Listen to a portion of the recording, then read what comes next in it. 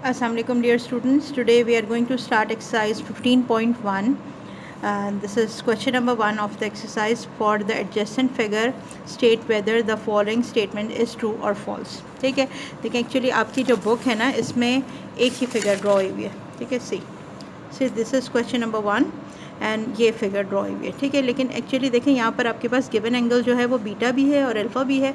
तो according to the given angle हम क्या करेंगे, हम अपनी फिगर में बेस और परपेंडिकुलर को आइडेंटिफाई करेंगे. इसलिए मैंने ये किया है कि इस फिगर को ट्वाइस 2 दफ़ा ड्रॉ कर लिया है. ठीक है, सेम फिगर है जिसको मैंने 2 दफ़ा ड्रॉ किया है, बट एक दफ़ा क्या किया है, सिर्फ एंगल बीटा मेंशन किया और एक दफ़ा सिर्फ एंगल अल्फ़ा मेंशन किया है. 90 डिग्री राइट एंगल ट्राइंगल जो है उसमें 90 डिग्री का एंगल सेम है. ठीक है, ताकि आपको आइडेंटिफिकेशन ऑफ बेस और परपेंडिकुलर हो जाए. So opposite side to the right angle is hypotenuse, same, दोनों में ही सेम है. ठीक है, सो द गिवन एंगल जो है पहले वाले ट्राइंगल में वो बीटा है और जिस साइड पर दोनों आपके यानी राइट एंगल भी होगा गिवन एंगल भी होगा, दिस साइड इज़ बेस, यानी यहाँ पर बी जो है वो बेस है. Opposite side to the given angle is perpendicular. ठीक, अब ये देखें आपके पास जो दूसरी फिगर है इसमें आपके पास ये वाली साइड है जहाँ पर अल्फ़ा भी है और जहाँ पे राइट एंगल भी है obviously. So this side is base, यानी A is equal to base and the side opposite to right angle, so given angle is perpendicular. ठीक है, तो बेस और परपेंडिकुलर के डिफरेंस की वजह से इस ट्राइंगल को मैंने 2 दफ़ा ड्रॉ कर लिया. और आपको क्या करना है, स्टेटमेंट देख के ये बताना है कि either the given statement is true और फॉल्स. ओके, चले लेट्स सी क्वेश्चन नंबर 1. अब क्वेश्चन नंबर 1 आपके पास क्या है, sine beta is equal to A upon C. ठीक है, सो हम क्या करेंगे, एंगल बी को फॉलो करेंगे बिकॉज आपके पास given angle is beta. Okay, अब देखें साइन इज़ क्या होता है, साइन की वैल्यू इज़ परपेंडिकुलर. साइन किसके बराबर होता है, sine beta is equal to perpendicular upon hypotenuse. ठीक है, अब परपेंडिकुलर की वैल्यू आपके पास क्या है, is, where is perpendicular is A and hypotenuse is C. ठीक है, तो देखें आपके पास जब परपेंडिकुलर और हाइपोटेनस की वैल्यू C आ रही है और गिवन वैल्यू भी C है, it means this is true. Okay, चले moving on, cos beta. Okay, so triangle, फिर से पहला ही ट्राइंगल कंसिडर करेंगे. ट्राइंगल इज़ ये आपके पास गिवन एंगल बीटा है. ठीक है, कॉस की वैल्यू उन्होंने बताया आपको कि आप गिवन है बी अपॉन सी. हम फाइंड आउट करते हैं. हमें पता है कि कॉस ऑफ एनी एंगल यानी आपके पास ट्रिग्नोमेट्रिक रेशियो किसके बराबर है, this is base upon hypotenuse. ठीक है, चलें जी, अब देखें what is base, base is B, hypotenuse is C, so this will be B upon C. Given value भी बी अपॉन सी है, हमारी वैल्यू भी बी अपॉन सी, और इसका मतलब this is true. Okay, now moving on the third one, this is tan beta. ठीक है, अब टेंजेंट की वैल्यू होती है, टेंजेंट की वैल्यू होती है tangent of any angle is equal to perpendicular upon base. ठीक है, अब यहाँ पर देखें perpendicular is A and base is B. हमने लिखा perpendicular is A and base is B. ठीक है, so the given value is not similar to, ठीक है, it is not equal to B upon A जो आपके पास गिवन है. इसका मतलब this statement is false. Okay, तो इसी तरह क्या करते हैं, अब बाकी स्टेटमेंट्स को भी फाइंड आउट करते हैं. Now number 4 is cot alpha is equal to a upon b. ठीक है, let's see the triangle A. देखो अब आपके पास ये ट्राइंगल है, दिस ट्राइंगल इज़ आपके पास गिवन एंगल इज़ अल्फ़ा. ठीक है, अब अल्फ़ा की वजह से जो आपके पास जो साइड बी है ये परपेंडिकुलर है और जो साइड ए है वो आपके पास बेस है, हाइपोटेनस इज सेम. ठीक है, सो अब आपके पास अगर वो हमें फाइंड आउट करना है कॉट, तो cot is the inverse of 10, यानी आपके पास क्या बन जाएगा, this is base upon perpendicular. हमने लिखा cot of alpha is equal to base upon perpendicular. ठीक है, अब बेस आपके पास जो थी वो थी, बेस इज़ आपके पास क्या है, देखें गिवन बेस इज़ ए और गिवन परपेंडिकुलर इज़ बी. तो हमने लिखा this is A upon B. ठीक है, देखो this is a upon B, a upon B is similar to a upon B, इसका मतलब दिस स्टेटमेंट इज़ ट्रू। ठीक है ना, मूविंग ऑन सेक। अब देखो सेक पर आपके पास क्या है, सेक जो है वो इन्वर्स होता है किसका, कॉस का इन्वर्स होता है। इसका मतलब sec of alpha is equal to hypotenuse upon base. Okay, चलो लेट्स सी, फिर से फिगर को देखते हैं। ठीक है, ये देखो आपके पास क्या है, आपके पास base is A, perpendicular is B और हाइपोटेनस इज़ सी। हमें मालूम करना था हाइपोटेनस अपॉन बेस, इसका मतलब this is C upon A. ठीक है, मैंने यहाँ लिखा this is C upon A which is not equal to. ठीक है, अब ये बराबर नहीं है किसकी, गिवन के, जो सी अपॉन बी के बराबर उन्होंने दिया है, इसका मतलब स्टेटमेंट इज़ फॉल्स। ठीक है ना, मूविंग ऑन कोसेक। ओके, अब देखो कोसेक जो है इन्वर्स है किसका, साइन का। So cosec alpha is equal to hypotenuse upon perpendicular. ठीक है, अब हाइपोटेनस तो आपके पास सी था और परपेंडिकुलर आपके पास बी था। गिवन क्या है आपके पास, गिवन है C upon A, it is not equal to C upon A, that is statement is false. Okay, चलें moving on the last one. आपके पास क्या लिखा हुआ है, cosec is equal to 1 upon sine alpha, यानी कोसेक एल्फ़ा जो है आपके पास वो साइन का इन्वर्स है और ये ट्रू भी है ना।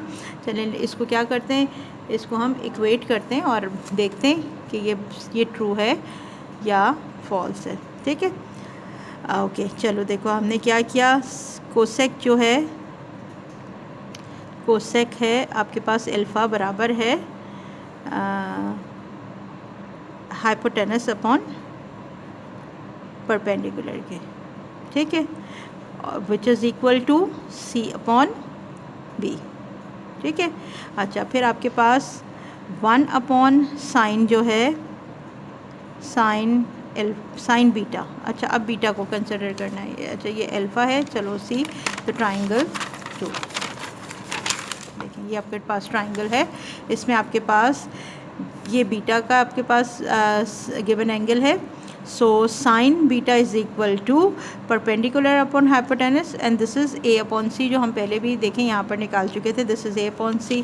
तो मैंने यहाँ क्या लिखा, मैंने यहाँ लिखा this is 1 upon perpendicular upon hypotenuse. ठीक है, इसका मतलब दिस इज़ 1 अपॉन क्या वैल्यू थी आपके पास, ए अपॉन सी, ए अपॉन सी। ठीक है, अगर मैं इसको इन्वर्स करूँ दिस, तो it will become C upon A. ठीक है, अब C upon B is not equal to C upon A, it means this is false statement. Okay, चलें ठीक है, अब क्या करते हैं, मूव करते हैं अपने नेक्स्ट क्वेश्चन पे। चलिए अब देखिए और भी थोड़े से टिग्नोमेट्रिक रेशियोज़ हमारे पास हैं, यानी sine alpha is equal to 1 upon cos alpha. चलें लेट्स चेक इट। ठीक है, आपके पास जो साइन एल्फ़ा है, actually sine perpendicular upon hypotenuse के बराबर है। ठीक है, और परपेंडिकुलर और अपॉन हाइपोटेनस आपके पास आ रहा है B upon C.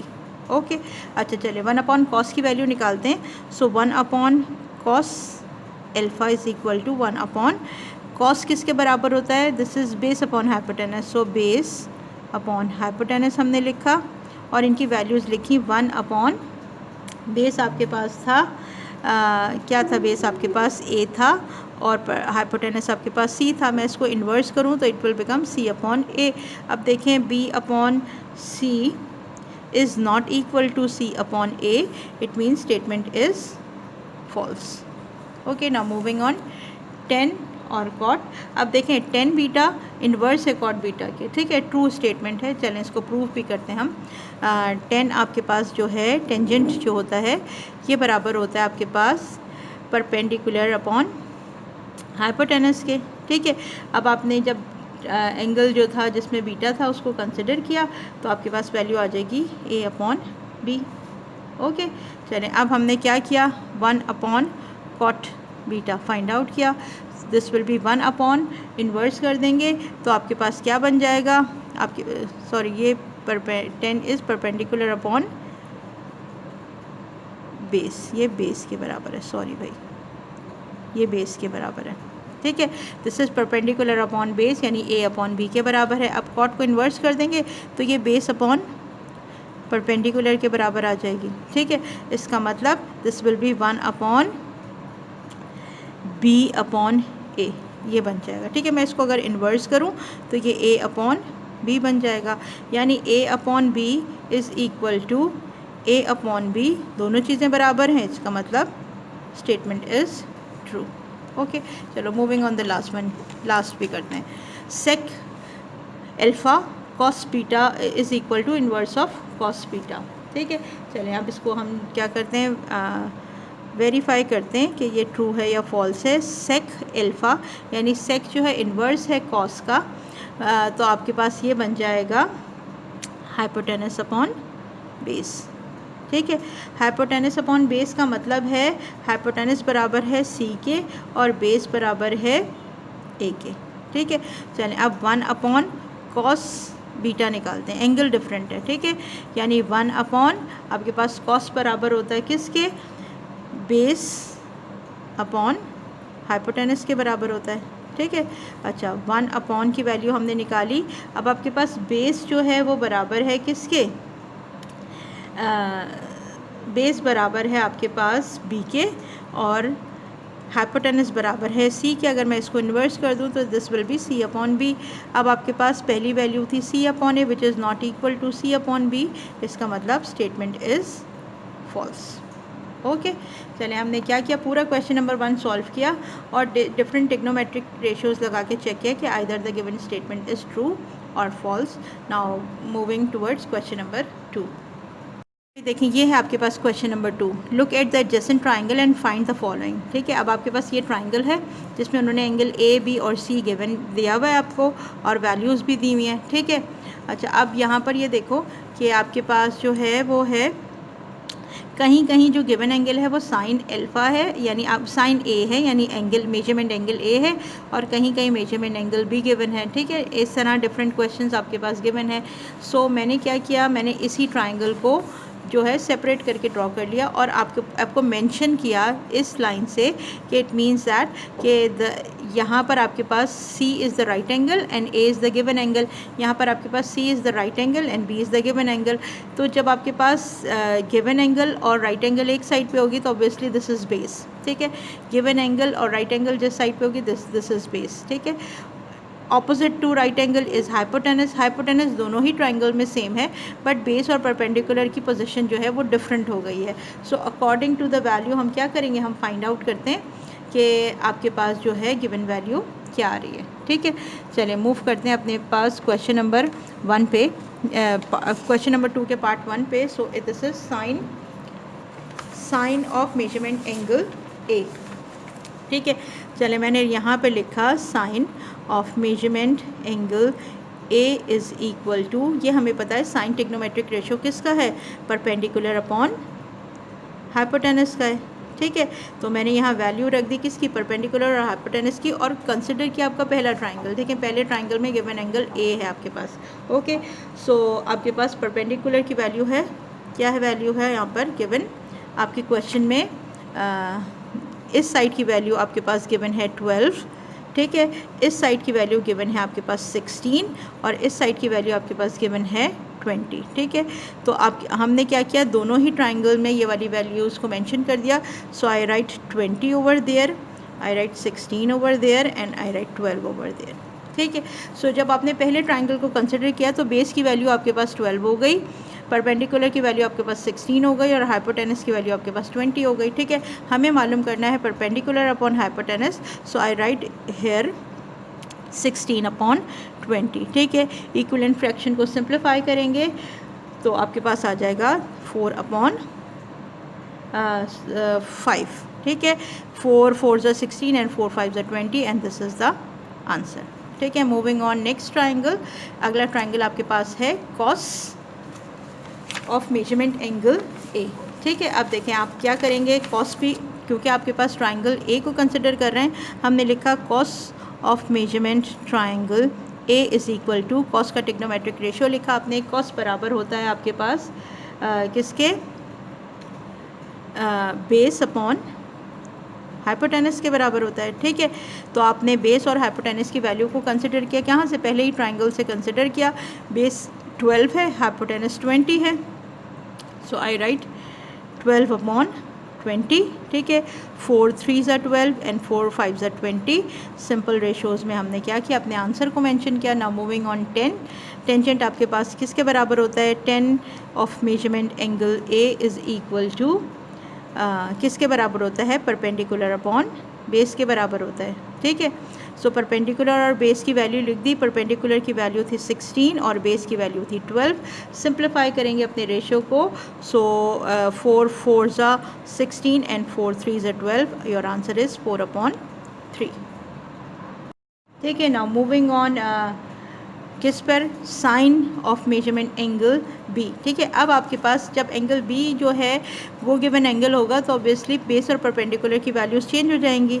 Sign of measurement angle B is equal to, sine किसके बराबर होता है, परपेंडिकुलर अपॉन हाइपोटेनस के बराबर होता है, ठीक है। चलें फिर से ट्राइंगल को ज़रा कंसिडर करते हैं, ठीक है। देखो ट्राइंगल आपके पास क्या है, now B triangle, given angle ये है आपके पास, तो ऑब्वियसली बेस की वैल्यू 16 हो जाएगी और परपेंडिकुलर की वैल्यू 12 हो जाएगी। हाइपोटेनस की वैल्यू तो सेम ही रहेगी। नाउ जहाँ जहाँ बेस लगाना होगा वहाँ 16 लगाएंगे, जहाँ जहाँ परपेंडिकुलर लगाना होगा वहाँ 12 लगाएंगे when the given angle is B, ठीक है। आप देखें गिवन एंगल बी है और हमें परपेंडिकुलर अपॉन हाइपोटेनस निकालना है, यानी 12/20 अपनी वैल्यू रखेंगे। सो मैंने क्या किया, मैंने यहाँ रखा 12/20, ठीक है। जब 12/20 रखा, सो सिंप्लीफाई करेंगे with the table of 4 4 3s are 12 4 5s are 20, this will be 4/5, okay. Now moving on cos beta. Now cos किसके बराबर होता है, cos of measurement angle B is equal to base upon hypotenuse के बराबर होता है, ठीक है। अब बेस की वैल्यू आपके पास थी 16 और हाइपोटेनस की वैल्यू आपके पास थी 12। सिंप्लीफाई करेंगे, दिस विल बी 4/5, ठीक है। Now moving on 10। चलें 10 को देखते हैं। टेंजेंट आपके पास जो है वो बराबर है, tangent of measurement angle B is equal to perpendicular upon base, okay. चलो परपेंडिकुलर की वैल्यू देखें, जब मेजरमेंट एंगल बी आपके पास गिवन है, परपेंडिकुलर की वैल्यू आपके पास जो थी वो गिवन थी 12 और बेस की वैल्यू 16 थी। सो मैंने यहाँ पर लिखा परपेंडिकुलर की जगह पर 12 और बेस की जगह पर लिखा 16। सिंप्लीफाई करते हैं रेशो को, दिस विल बी 3/4, ओके। चलो लास्ट के भी जो आपके पास दो रह गए इनको भी सॉल्व करते हैं। अब आपके पास गिवन है कॉट और क्या गिवन है, सेक, दोनों मेजरमेंट एंगल ए से गिवन है, ठीक है। Now cot of measurement angle A is equal to, cot inverse है 10 का, इसका मतलब ये बन जाएगा आपके पास बेस अपॉन परपेंडिकुलर, ठीक है। चलें अब एंगल ए को फिर से एक दफ़ा कंसिडर कर लेते हैं ताकि आपको पता रहे कि अब हमारे पास बेस क्या है और परपेंडिकुलर क्या है, ठीक है। चलो मूविंग ऑन ट्राइंगल ए, जहाँ पर आपके पास A is the given angle, ठीक है। गिवन एंगल में बेस आपके पास 12 था, परपेंडिकुलर आपके पास 16 था और हाइपोटेनस आपके पास 20 था। हमें बेस अपॉन परपेंडिकुलर रखना है, सो 12/16 की वैल्यू इनपुट करेंगे, ठीक है। अब मैंने क्या किया, यहाँ पर इनपुट किया 12/16, ठीक है। So 12/16 will be 3/4, okay. चले moving on sec. Sec actually inverse होता है किसका, कॉस का, तो sec of measurement angle A is equal to आपके पास आ जाएगा हाइपोटेनस अपॉन बेस, ठीक है। हाइपोटेनस की वैल्यू थी 20 और जब आपके पास गिवन एंगल जो था वो मेजरमेंट एंगल ए था, तो देखें बेस की वैल्यू क्या थी, ठीक है। देखो बेस की वैल्यू क्या थी आपके पास 12 थी जब गिवन एंगल ए था, ठीक है। तो हम 20 को डिवाइड करेंगे किससे, 12 से, ठीक है। चलो 20 divided by 12 is 5/3 and that is the answer, ठीक है। हमने क्या किया, जब आपके पास साइड्स की वैल्यूज़ की जगह कुछ नंबर्स गिवन थे तो हमने उन नंबर को रेशो में रखा और सिंपल फ्रैक्शंस उनके फाइंड आउट किए, ठीक है। चलें अब मूव करते हैं क्वेश्चन नंबर 3 पर।